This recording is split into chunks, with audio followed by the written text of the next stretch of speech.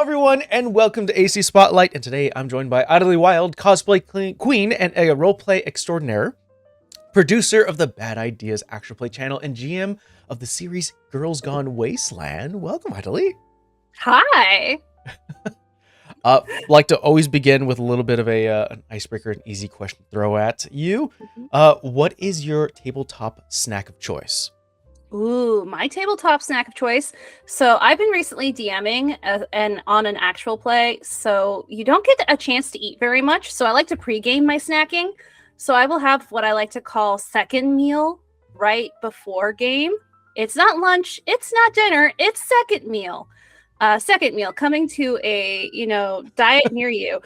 Usually it consists of either Taco Bell, or in my favorite, which is summer rolls from a local fuzz spot. I won't tell you where it is because then you'll know where I am if you do any research. But I am mildly addicted to their peanut sauce, and it gives me a little bit of protein, a little bit of carb, and then all the delicious peanut sauce that I have this addiction to, and then I'm the happiest little DM you'll ever meet.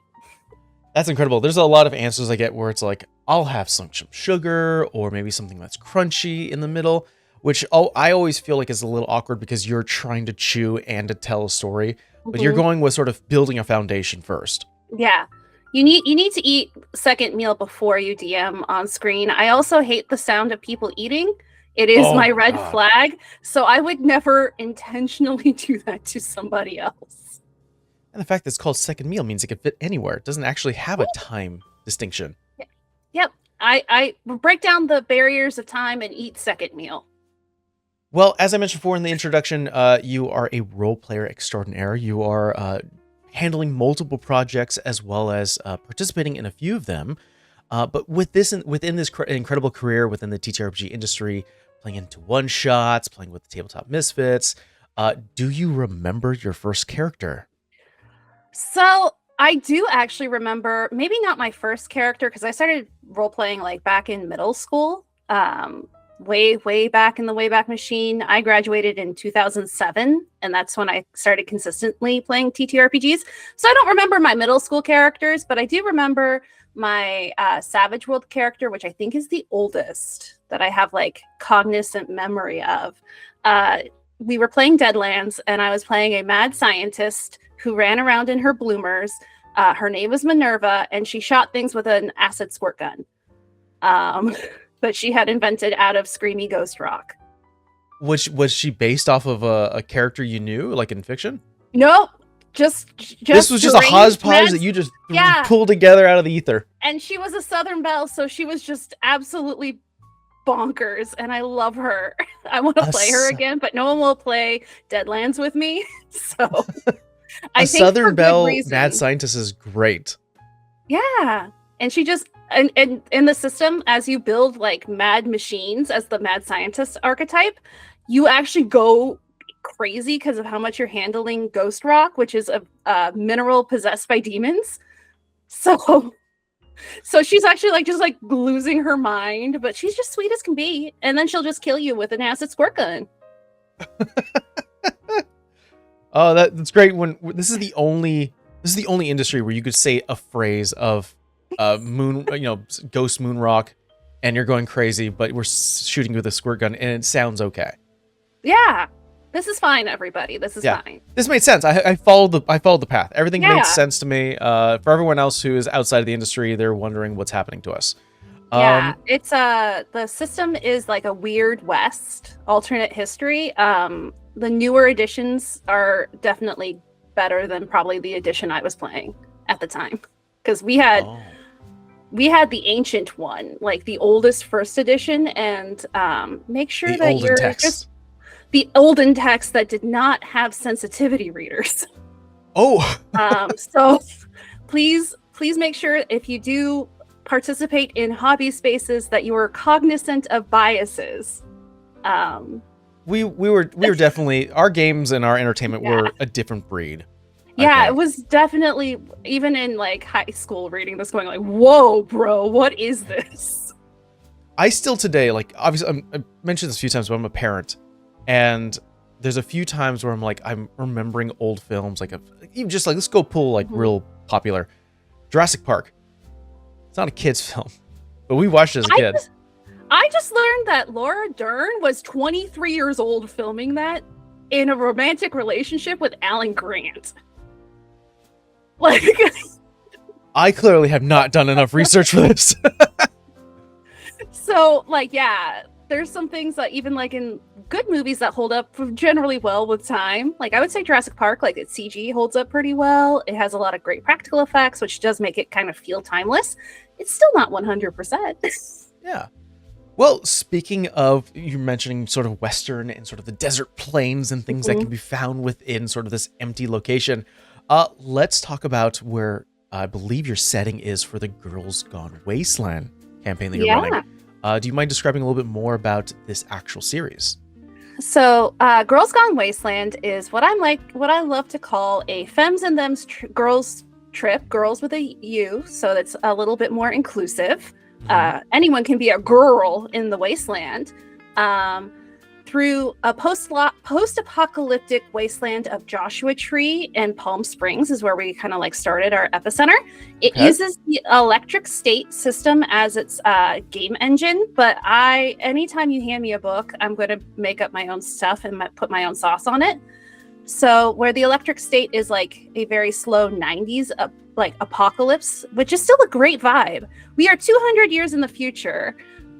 In which the world ended, and actually, no, it's never addressed how it ended or why. Because according to the survivors, it doesn't matter anymore because this is their reality. And so it became kind of a love letter from me designing the game to what our civilization will look like to people who have zero context of it, really. Only little bits and pieces.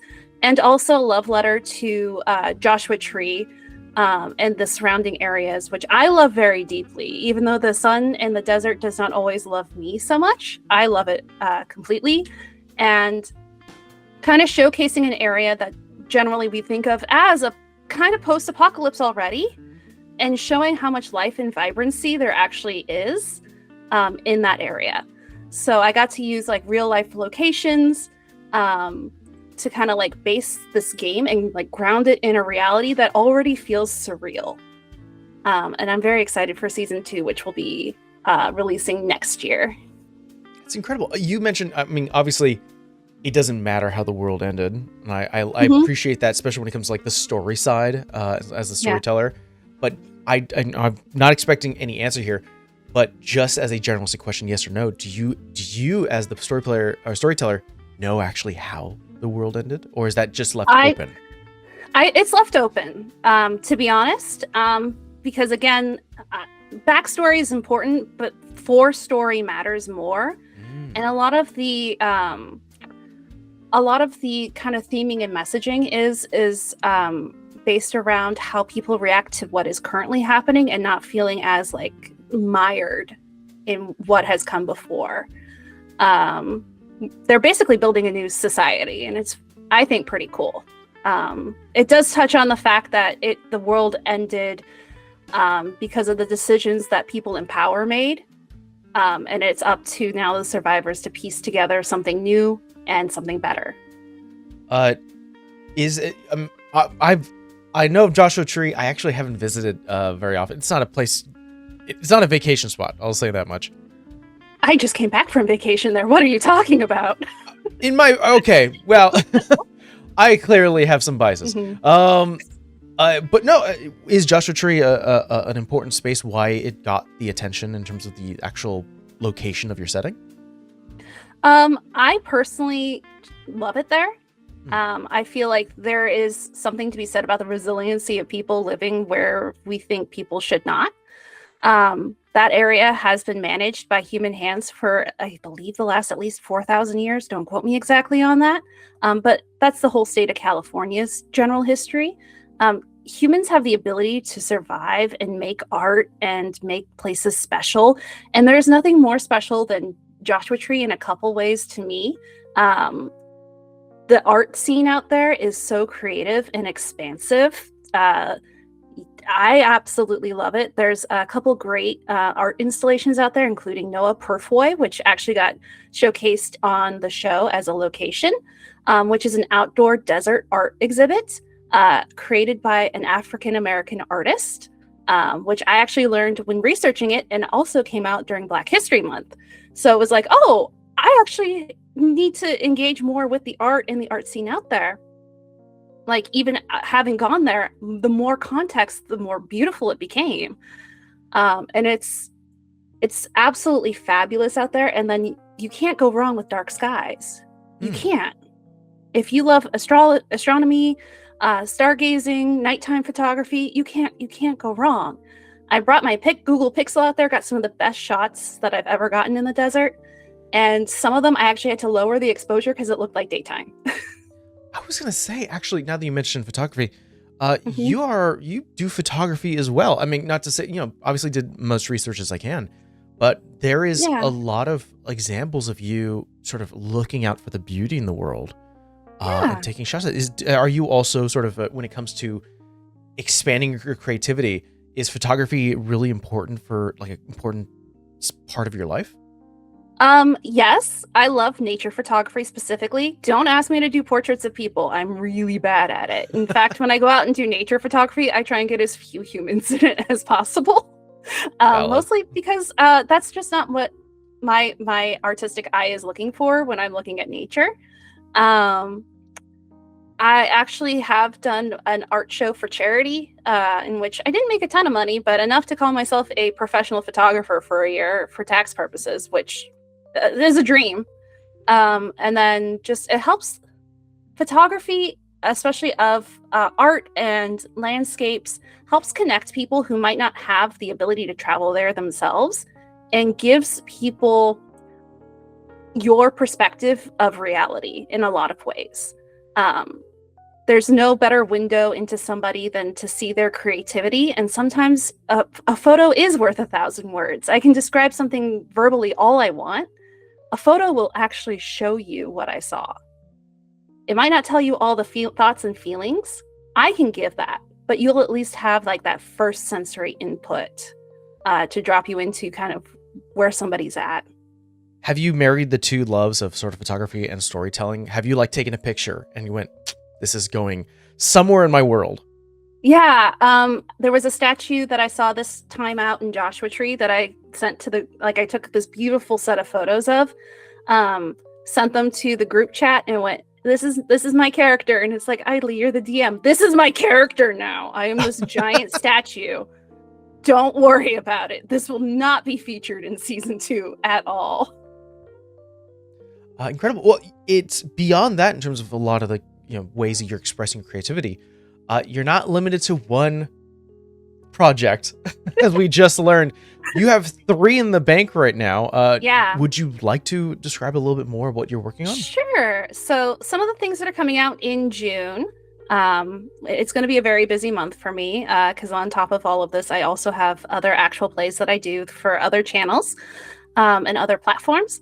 But for TheBadIdeas, we have Girls Gone Wasteland just wrapped its first season. We brought it in for a landing. Very excited for that. The next show that we have coming out is Hot Summer Nights. It is basically, think of a joust meets a sports anime, and that's what's happening. We will be using Big Eyes, Small Mouth, I believe is the system. Second edition, and we will have a guest DM your Saturday night in the DM seat because I cannot DM 3 projects in a month. Oh no, of course that's a lot of writing. It's a lot of prep. Yeah, and I just landed one, so luckily I have guest DMs for all of these projects. So we will be exploring political intrigue and joust in that game. A lot of political intrigue. I'm actually not playing a knight, which is very strange for me because I was very into the idea of playing a knight at first, and I've actually decided to play a noble lady. So I get to be in the political intrigue very deeply. I'm very excited to play Rosalind, Lady Rosalind. It's going to be so good. The next project we have coming out after that is a newer project, Young Gods, of which we will be doing cast announcement shortly for, which is using Scion as its system with Genghis Pawn as its DM. And we will be using the Scion system to explore young gods, quite literally, who are growing into their power. Very Percy Jackson, or very Percy Jackson, but I think we're all playing middle-aged people. oh, late So kinda- god bloomers, late deities. Yeah, late deity bloomers. Although my character, her name is Kor. She is the scion of Aphrodite, but not the traditional Aphrodite that we are all accustomed to from media. She is the Aphrodite scion from Sparta, which was a different creature, built different. But her backstory is that she was a pageant princess turned child reality star, then Olympic gymnast, and now oh my she's god, a wrestler. that's amazing. That's a backstory. Doesn't get a lot of. That's so. I love that. Because I wanted to play with like the idea of Aphrodite meaning different things to different people and never really having her own story. So the character of Kor is going to be wrestling with quite literally the idea of having agency in a world where beauty is very defined in very narrow terms, even though we try and push those terms out as much as we can. And what does that actually mean? I'm very excited to share that story, even though it's like just, kind of popping into my head as we develop it collaboratively. And then last but not least, Dungeon Samster will be in the DM seat from Tabletop Misfits for a short run of Curse of Lestrade is what we're calling it. It is a New Orleans version of Curse of Strahd, mixing in Interview with a Vampire. Specifically the AMC version that just came out. So we're very excited for that as well. We have a stellar cast for that. So there's all sorts of stories coming up. And as I say on the Bad Ideas, there's no such thing as an idea too bad for me. We're here for the ride.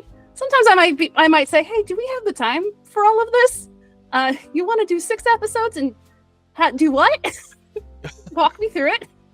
But usually that's only because there are other projects in the pipeline that I have to figure out how to get. It's all about pacing at that point. Yeah. Yeah. Well, no GM is an island, and the fact that you obviously were GMing, Girls Gone Wild, still are, and just sort of now we're coming to a completion of the story.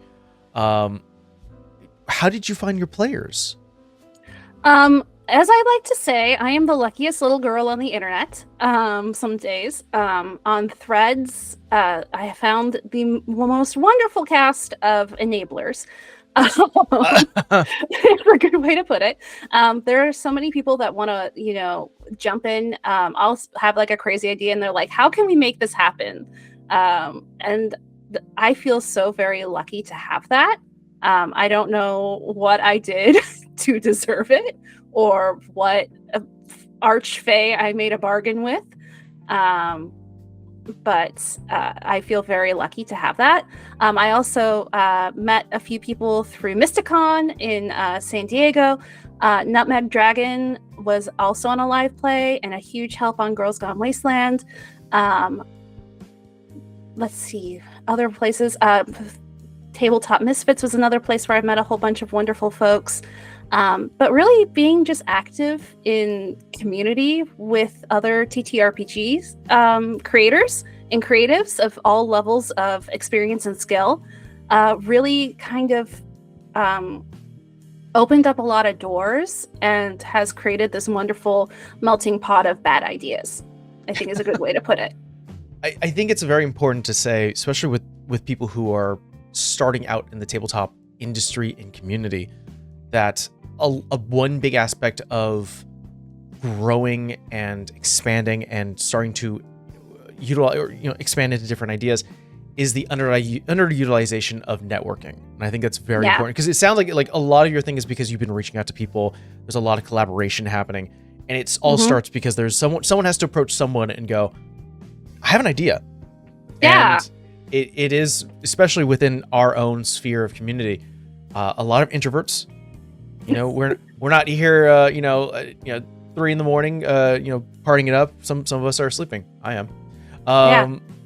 But no, I think it's what you've just told sort of is it kind of enforces the idea that networking is super important. Networking is super important. And I think also being ready to not only say yes to things, but to put your name in hats. I was very lucky for Tabletop Misfits that Eric, who originally was working on Dress to Quest, it was his baby in collaboration with other people. And then James took it over to finish that story, the stories that we had started. Eric actually asked me to, and I was like, what? Me? We know each other. We're mutuals on TikTok, but okay. Saying yes is so powerful, especially when it's like when somebody offers you something, but also creating your own opportunities through, as I like to call it, void screaming on threads. The void sometimes actively listens back and gives me way too many people wanting to enable me to do whatever it is I am doing, which is great and terrifying at the same time. Creating opportunities. And what I actually do for my games, if I have the luxury of, even when producing, I pretty much work with the DM to handpick a cast. I try and go for every level, not only of diversity I can get on screen, I try also to get every level of experience in both tabletop RPGs and in the AP scene, and also, especially on Hit Me With Your One Shot, people with varying levels of experience. With TTRPGs specifically. So that way the door is as open as I can possibly make it. Because we as professional, performers and players can come around the table and, we'll make something of it, regardless. But there's something so magical about watching somebody roll dice for the first time and sharing that experience of people learning a system together, which I think is sometimes underutilized in the space. Yeah, there's this muscle memory concept of you are an expert player. You're like, of course I know how to role play. You always fall back in sort of the tropes or sort of the the ditches that you sort of built. And then when you introduce, I've experienced this too, where you introduce a new player, someone who's like, I've only played 3 times. It's like, great, I want you at my table. Yeah. They're the people who are like, I'm gonna tear off my leg and throw it at somebody. It's like, okay, all right. Let's go. Yeah. So that's something that I think is just so powerful about role playing in general as well. Is the even somebody coming in making their first big swing. I'm like, oh, they're taking their first steps. We're here to watch this. Everybody, let's hold hands. I'm actually curious when it comes to your experience within the industry itself. Did you graduate from a player seat to be a GM, or did you start as a GM from the very beginning? So there is, I do DM. I have a more experience in one-shots. Girls Gone Wasteland is not only my first long-term project on an AP that I've DM'd, but it is also the first game that I have had a season wrap on, because I mostly do one-shots. So you guys get to see me learn how to DM as we go. I play the environment, and it's actually very much a player versus environment game instead of a lot of combat, which is, I think, just a different storytelling relationship. I'm the conflict. I am the sand in your boots. I am the wind making you wind chapped on your cheeks. That's my role. But I generally am what we call in TheBadIdeas the player princess. I see. We talked about this. Yeah, we have talked about this. Also, a play on the term passenger princess, where I'll pick the tunes. I'll have the map. I'm in the front seat riding cockpit. Yeah, you're in the passenger seat right in front. Yeah, that's me, the player princess. I love it. When you were starting, or at least starting to build out a Girls Gone Wasteland, was it always intended to exist on an actual play channel, or was this like a table, like a home game that was evolved into something like a production? This was always going to be a production, in some way, shape, or form. Mostly because a lot of the time in actual play space, for one, I wanted to make a story that was connecting to the times in which we are currently living, where it feels like there's an apocalypse around any corner. Every day, a new apocalypse. We're living that Buffy the Vampire Slayer life. Every Tuesday is the worst day of our life. There's a But hole somewhere to hell that we just keep on opening. I don't know why we keep doing it. yeah, why do we keep doing it? So like, but there was something also so punk rock feeling about the idea that we can survive these turbulent times in any way, shape, or form, and that there will be somebody there later to look at a daily planner of somebody's life and be like, "What's yoga? Like, why did they do it like all the time?" Which is actually a scene in the game that ended up happening. I love that. Yeah. Something that sort of turn the gears a little bit is I think I would do a disservice to you if I didn't address the numerous cosplay videos and outfits that you have online. This ranging from dreamy fae to neon cyberpunk. What I've seen it. What attracted you to cosplay overall? So I have always had a closet full of weird clothing items, and then TikTok gave me a way to share them with people. Yeah, I love going to Ren fairs. I don't LARP. Unfortunately, that's just something I have not done yet. It is something I want to do. It's just hasn't popped up yet. But back in the early, 2020s, back in the early days of this decade, during the pandemic, when we were all trapped inside, I was going through a career change at the same time as the pandemic, which ended up working out pretty well. But there was a lot of stress that comes with it. And so one of my outlets was a group of fantasy TikTokers made a game called NPC Risk, which is basically you were playing heroes versus villains, and there were neutral parties, and you played on a game board using your TikTok videos, which was one of the most immersive online kind of role play experiences, because you literally were building TikToks in giant chains for points. So for one, it was very much a challenge to do all of the video chains, to do like attacks and defense. And the more people you had doing them, the more points you got.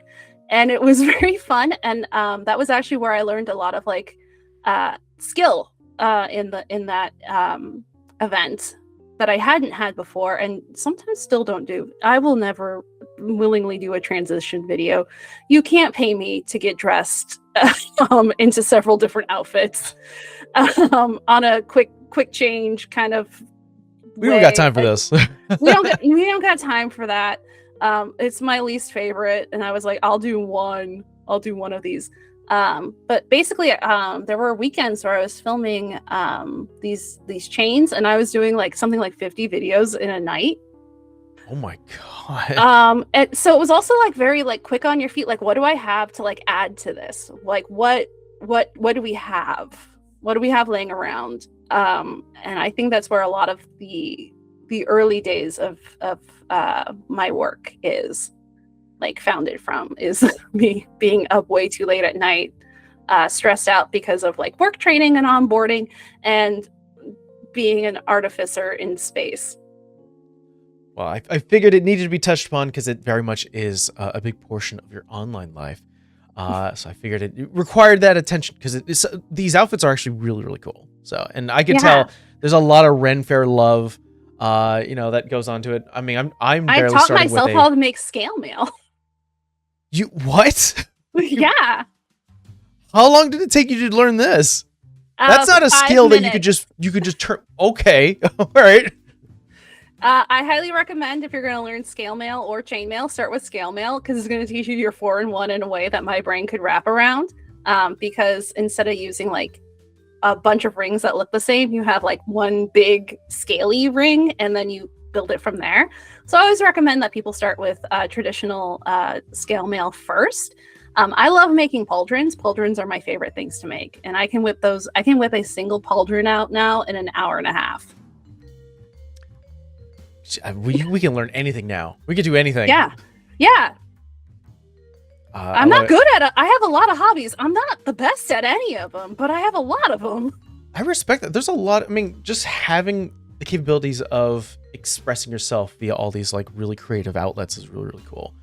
I would like to ask one last question, which is when it comes to your actual storytelling, most whenever I'm speaking to somebody who is within sort of the creative space, there's that kind of old adage of like, are you a rules of cool, a GM? Are you a, rules of cool or rules as written? And in most cases, when I talk to someone in the creative space, it's very much of rules of cool more lean to, because we're not only entertaining a table, but also an audience. Yeah. I'm fairly certain that we all kind of fit this garb, and please let me know if I'm wrong. But regardless of how flexible you can be for the art of storytelling, do you have a rule at your table that is written in stone?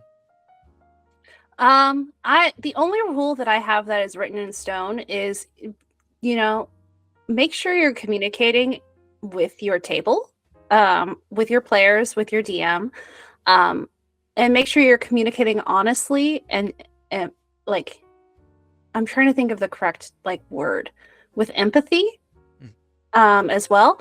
We're like, one of my favorite songs says, "This is all of our first time on Earth. We can't read each other's minds. There is a difference between being around a table together, like reading body language is different. Being online, we have to be able to have those conversations of like, hey, I didn't like that. Yeah. Hey, that kind of hurt my feelings when you did that, even if it was in character." And then talking that through, that outside communication is so vital. And being able to receive those notes, and give those notes as a, hey, this made me feel this way. That's like the only hard line I have at any of my tables, is having everybody has the right to communicate, so long as they are not, hurting anybody with that feeling as well. Yeah. Also, not intentionally. Like 90% of TTRPG horror stories is the lack of communication. You can always tie it back to that. Yeah. And I've had people where I've gone what I thought was a, hey, just so you know, these are my boundaries. These are things that I'm not comfortable with. I personally don't love role-playing love triangles. I personally dislike that, because I've never seen it go well in any experience that I've been in. So for me, that's something that I'm not comfortable with. And I, communicated that with somebody, and it really upset them. Really, they took it very personally. I'm like, no, it's fine. If you want to pursue that storyline, that's fine. I do not want to be a part of it. Do not drag me along. I'll be an observer. I don't want to be a participant. Yeah. And I think, and they took it like I had slapped them. I was like, I don't think this was a ridiculous request. So a lot of the hard lines of rules for me is don't do whatever that was. Don't go off the rail when somebody has a small request and wants to negotiate with you what that would even look like. Because it was this is something I'm not generally comfortable with. And maybe there was if we had a different conversation, somewhere we could have met in the middle-ish and not had such a large emotional response to a very sane sounding boundary. Yeah. I think to underline a little bit of what you said, I think also the key phrase of tackling or hearing feedback and communication with empathy, I think is very important. Yeah. And I understand also that is a skill that needs to be taught and learned. It's not like when you're in the creative space and someone goes, I don't really vibe with what you're building, I can understand people going, my stuff that I'm building, but it is something that is a shared experience. It's not just your baby, it is a shared story. And maybe there are ways to talk outside a character to check in with each other, just like acting. We hear all these horror stories of Meryl Streep was horrible to Anne Hathaway because she was method acting. And maybe if Meryl had told Anne before the show, hey, I get really in character, maybe we wouldn't have so many horror stories in general. Almost like communication is super Yeah. important. Yeah. Just as an example, and you hear about Daniel Day-Lewis and how when he gets into character, he is just a different human. But those are things that I guess when you work with Daniel Day-Lewis, you sign up for kind of at this point. I suppose there's a Yeah. yeah, I think there's like a rep that is carried, I guess, after if you do it Yeah. enough times. Not to say that you at home need to do it enough Yeah. times where Please it don't becomes a Daniel rep. Day-Lewis your Yeah. table without their consent. All of us were not make Daniel Day-Lewis. We're just we're all here telling Yeah. stories and we're trying to enjoy our time. But incredible. Well, thank you so much, Idlywylde, for joining me today, and not only for sharing your adventures and stories with me, but also with the internet at large. Where can Awesome. people find you and your work? So you can find me on primarily Threads right now. It seems to be where I have just found a little bit of like different relationship with social media, which I think is great. So you can find me there on Threads at Wild Hearts, spelled absolutely crazy. There will be a link somewhere. You can also find me on Instagram. You can find me on Twitch at TheBadIdeas. And then we also, for TheBadIdeas, because I got overwhelmed with YouTube, I decided to pivot, and we now have a Patreon, which has no paywall. All the content is free there. I just wanted a place to put it. And if people donate money, it is currently bragging rights that you get to back this project. And the fact that 5 people have backed it at all with no rewards is actually kind of crazy to me. Because I said, you don't have to. Right, yeah. So yeah. Cool. Yeah. Well, I want to thank everyone for joining us today, and we'll see you guys next time. Bye. Bye. Record.